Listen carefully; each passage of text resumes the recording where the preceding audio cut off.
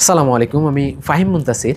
আজকে কথা বলবো গর্ভকালীন সময়ে একজন গর্ভবতী মায়ের কতবার এবং ঠিক কোন কোন সময়ে রেগুলার চেকআপের জন্য একজন চিকিৎসকের শরণাপন্ন হওয়া উচিত এই বিষয়টি নিয়ে। কিছুদিন আগে এক গর্ভবতী বোন আমাকে মেসেজ করে বলছেন তার শাশুড়ি কোনোভাবেই তাকে হাসপাতালে চেকআপের জন্য যেতে দিতে চান না, যদিও সে একবার জোর করেই গিয়েছিল, তারপর থেকে তাকে অনেক নির্যাতনের শিকার হতে হয়েছে। অথচ WHO এর তথ্য মতে গর্ভকালীন অবস্থায় একজন গর্ভবতী নারীর কমপক্ষে 4 থেকে 8 বার রেগুলার চেকআপ করানো উচিত। একজন নারী যখন প্রথম জানতে পারেন সে গর্ভবতী, তখন যে ডাক্তারের কাছে যাওয়া হয় সেটাকে বলা হয় বুকিং ভিজিট। এই বুকিং ভিজিটটা খুবই গুরুত্বপূর্ণ।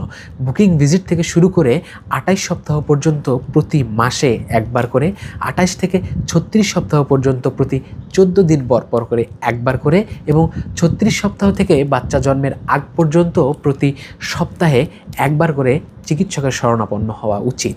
2001 সালে মাতৃমৃত্যুর হার যেখানে ছিল প্রতি 1000-এ 82 জন, সেটা এখন এসে দাঁড়িয়েছে প্রতি 1000-এ 30-এরও কম। 2001 সালে শিশু মৃত্যুর হার যেখানে ছিল প্রতি লাখে 322 জন, সেটা এখন 160-এরও কম।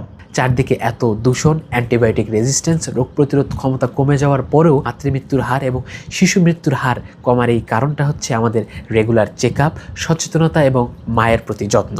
তাই আমি প্রতিটি পরিবারকে বলবো, আপনারা আপনার গর্ভবতী মায়ের প্রতি যত্ন নেবেন, সচেতন থাকবেন, সুস্থ থাকবেন।